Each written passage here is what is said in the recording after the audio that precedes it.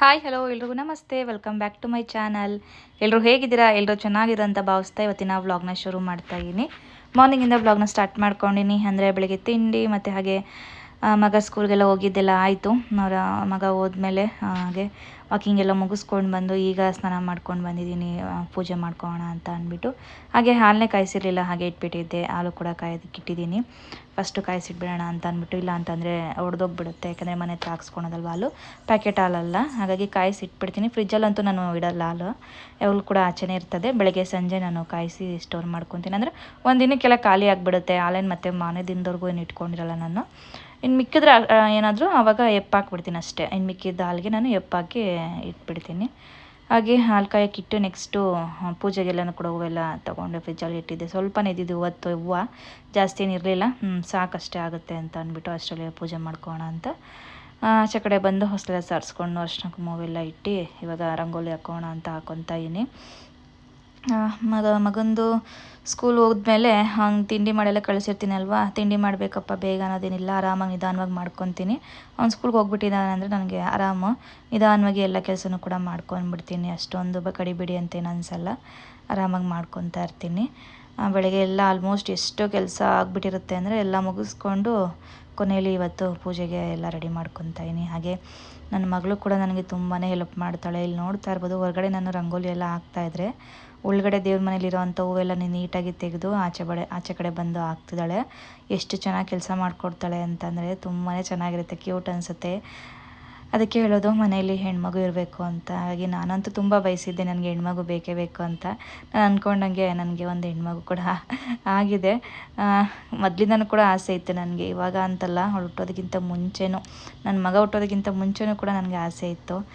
ಹೆಣ್ಮಗುನೂ ಬೇಕು, ಗಂಡು ಮಗ ಅಂದರೆ ಎರಡೂ ಆಸೆ ಇತ್ತು ನನಗೆ, ಇಬ್ಬರೂ ಬೇಕು ಅಂತ. ಬರೀ ಹೆಣ್ಮಗು ಮೇಲೆ ಆಸೆ ಅಂತಲ್ಲ, ಅಥವಾ ಗಂಡು ಮಗುನೇ ಬೇಕು ಅಂತಲ್ಲ, ನನಗೆ ಎರಡೂ ಬೇಕು ಅಂತ ಆಸೆ ಇತ್ತು. ಒಂದು ಗಂಡು ಒಂದು ಹೆಣ್ಣಾಗಬೇಕು ಅನ್ನೋದೇ ನನ್ನದು ಡ್ರೀಮ್ ಇದ್ದಿದ್ದು. ನಿಜವಾಗ್ಲೂ ನಾನು ಲಕ್ಕಿ ಅಂತಲೇ ಹೇಳ್ಬೋದು. ನಾನು ಅಂದ್ಕೊಂಡು ನನಗೆ ಆಯಿತು, ಆ ದೇವರು ನಾನು ಅಂದ್ಕೊಂಡಿದ್ದು ಕೊಟ್ಟರು ಅಂತ. ಹಾಗೆ ಆ ದೇವ್ರಿಗೆ ಎಷ್ಟು ಟ್ಯಾಂಕ್ಸ್ ಹೇಳಿದ್ರು ಸಾಲದು.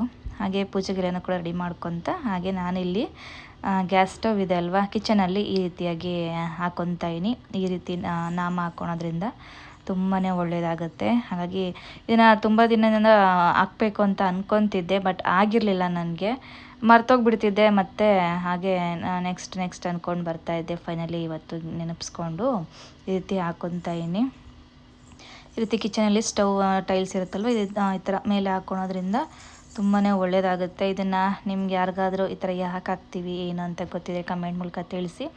ನಿಮ್ಗೆ ಏನಾದರೂ ರೀಸನ್ ಬೇಕು ಅಂತಂದರೆ ನಾನು ನೆಕ್ಸ್ಟ್ ವ್ಲಾಗಲ್ಲಿ ಖಂಡಿತ ನಿಮಗೆ ಹೇಳ್ತೀನಿ, ಕಮೆಂಟ್ ಮೂಲಕ ತಿಳಿಸಿ. ಹಾಗೆ ಈ ರೀತಿ ನಾವೆಲ್ಲ ಹಾಕ್ಕೊಂಡು ಸ್ವಸ್ತಿಕ್ ಬಂದುಬಿಟ್ಟು ರೆಡ್ಡಲ್ಲೇ ಹಾಕಬೇಕಾಗುತ್ತೆ. ಆಮೇಲೆ ಹತ್ತು ಕಡೆ ಅರ್ಶಿನದಲ್ಲಿ ಲೈನ್ಸ್ ಹಾಕಬೇಕಾಗುತ್ತೆ ಈ ಥರ. ಹಾಗೆ ನಾನು ಈ ಥರ ಬಾಗಿಲು ಕೂಡ ಹಾಕ್ಕೊತೀನಿ, ಬಟ್ ಬರೀ ಅರ್ಶಿನದಲ್ಲಿ ಹಾಕಿ ಕುಂಕುಮ ಹಾಕ್ಕೊತೀನಿ.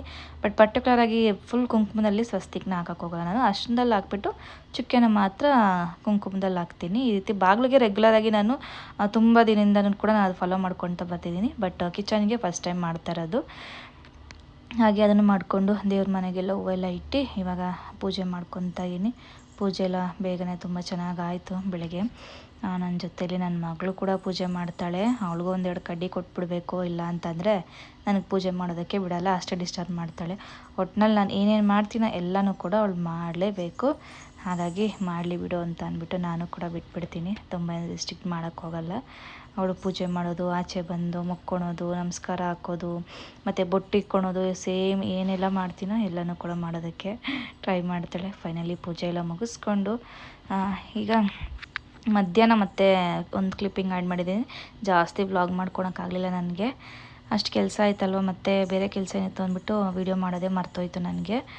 ಹಾಗಾಗಿ ಮಧ್ಯಾಹ್ನ ಮತ್ತೆ ಕಂಟಿನ್ಯೂ ಮಾಡಿದ್ದೀನಿ. ನಾನು ಬೆಳಗ್ಗೆ ಓಟ್ಸ್ ತೊಗೊಂಡಿದ್ದೆ, ನಾನು ತಿಂಡಿ ಏನು ಮಾಡಿರಲಿಲ್ಲ.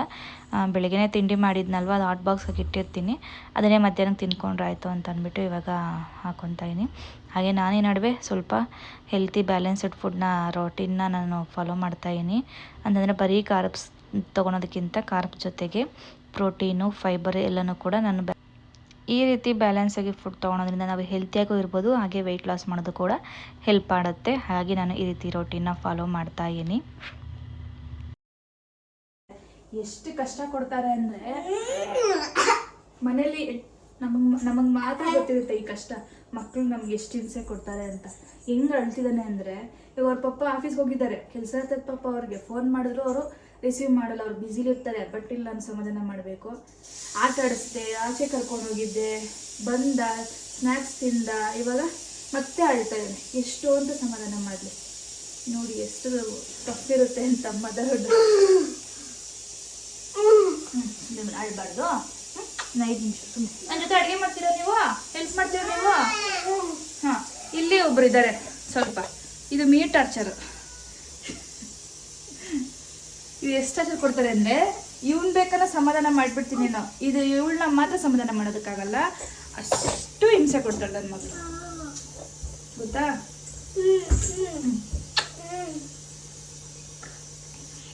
ಹೇಳಮ್ಮ. ಮಾಡಿರಂತ ಆಯಿತು. ನಾನಿವತ್ತು ಡಿನ್ನರ್ಗೆ ಏನು ಪ್ರಿಪೇರ್ ಮಾಡ್ತಾ ಇದ್ದೀನಿ ಅಂತಂದರೆ, ಮಧ್ಯಾಹ್ನ ವೆಜಿಟೇಬಲ್ ಪಲಾವ್ ಟಿಫನ್ ಮಾಡಿದ್ನಲ್ವ, ಅದೇ ತಿಂದ್ಕೊಂಡೆ. ಅದಕ್ಕೆ ಅಡುಗೆ ಏನು ಕೂಡ ಮಾಡಿರಲಿಲ್ಲ.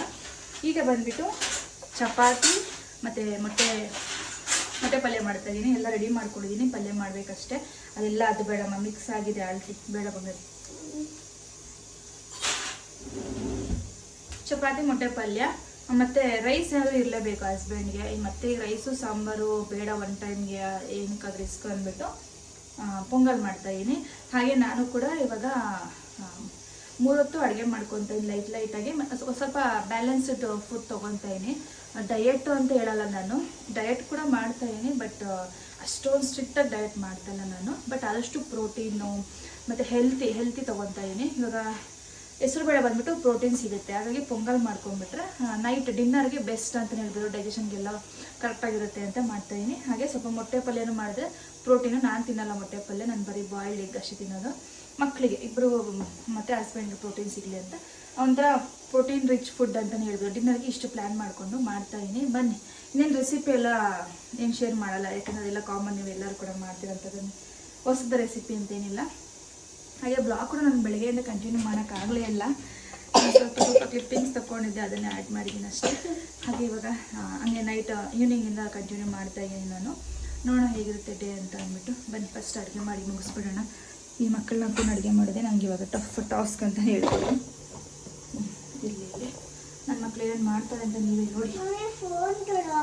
ಬೇಡಮ್ಮ, ಮಿಕ್ಸ್ ಮಾಡಬೇಡಿ. ಇವಾಗ ಒಗ್ಗರಣೆಗೆ ಹಾಕೋಣ.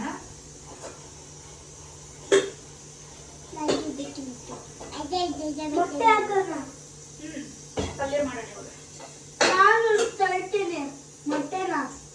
ಆಯ್ತು, ಕೂಗ್ಬಿಡ್ಲಿ. Don't sound.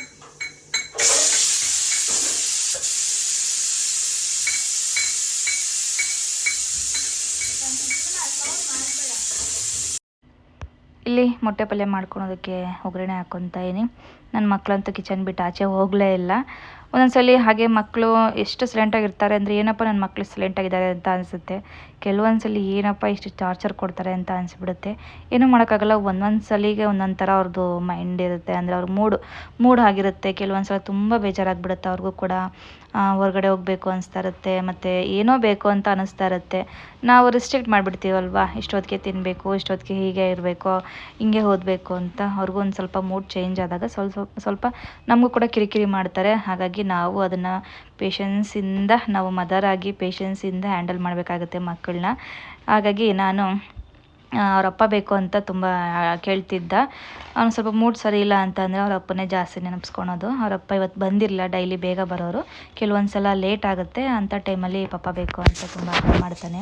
ಹಾಗಾಗಿ ಏನೋ ಒಂದು ಹೇಳ್ಕೊಂಡು ಅವನ್ನ ಮ್ಯಾನೇಜ್ ಮಾಡ್ಕೊತ, ಹಾಗೆ ಪಕ್ಕದಲ್ಲಿ ಅಡುಗೆನೂ ಕೂಡ ಮಾಡ್ಕೊತ, ಇಬ್ಬರನ್ನೂ ಅಲ್ಲೇ ಕೂತ್ರಿಸ್ಕೊಂಡು ಅಡುಗೆನೂ ಕೂಡ ಪ್ರಿಪೇರ್ ಮಾಡಿಕೊಂಡೆ.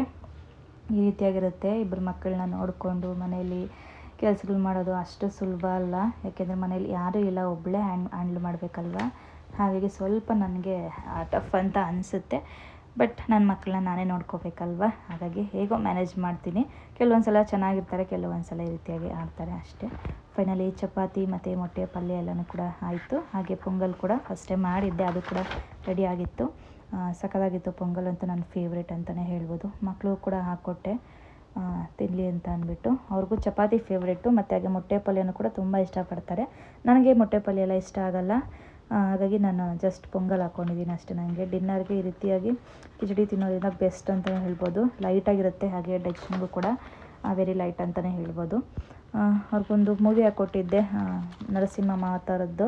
ಅದು ತುಂಬ ಇಷ್ಟಪಟ್ಟು ನೋಡ್ತಾರೆ, ಅದನ್ನು ನೋಡ್ತಾ ತಿಂತಾಯಿದ್ರು. ಯೂಶ್ವಲಿ ಅವರು ತಿನ್ನುವಾಗ ಮಾತ್ರ ಟಿ ವಿ ನೋಡೋದು, ಬೇರೆ ಟೈಮಲ್ಲಿ ಟಿ ವಿ ಫೋನಲ್ಲೇ ಏನು ನೋಡೋದಕ್ಕೆ ಹೋಗಲ್ಲ. ಏನಾದರೂ ತಿನ್ನುವಾಗ ಅಷ್ಟೇ, ನಿಧಾನವಾಗಿ ಆರಾಮಾಗಿ ಅವ್ರ ಪಾಡ್ಗೆ ತಿಂತಾರೆ ಅಂತ ಅಂದ್ಬಿಟ್ಟು ತಿನ್ನುವಾಗ ಮಾತ್ರ ಅವರು ಟಿ ವಿ ನೋಡ್ತಾರೆ. ಹಾಗೆ ಫೈನಲಿ ಮನೆಯವರೆಲ್ಲರೂ ಕೂಡ ಊಟ ಮುಗಿಸ್ಕೊಂಡು ಕಿಚನು ಕೂಡ ನೀಟಾಗಿ ಡೀಪ್ ಕ್ಲೀನಿಂಗ್ ಮಾಡ್ಕೊತೀನಿ. ನೈಟೇ ಕ್ಲೀನ್ ಮಾಡ್ಕೊಂಬಿಟ್ರೆ ಬೆಳಗ್ಗೆಗೆ ತಿಂಡಿ ಮಾಡ್ಕೊಳೋದಕ್ಕೆ ನನಗೂ ಕೂಡ ಈಸಿ ಆಗುತ್ತಲ್ವ. ಹಾಗಾಗಿ ಆದಷ್ಟು ಎಷ್ಟೇ ಲೇಟ್ ಆದರೂ ಕೂಡ ಹಿಂದಿನ ನೈಟೇ ನಾನು ಎಲ್ಲ ನೀಟಾಗಿ ಮಲ್ಕೋದಕ್ಕಿಂತ ಮುಂಚೆ ಕ್ಲೀನ್ ಮಾಡ್ಕೊತೀನಿ. ಹಾಗೆ ಇವತ್ತಿನ ವ್ಲಾಗ್ ಕೂಡ ಇದಾಗಿತ್ತು. Thank you all.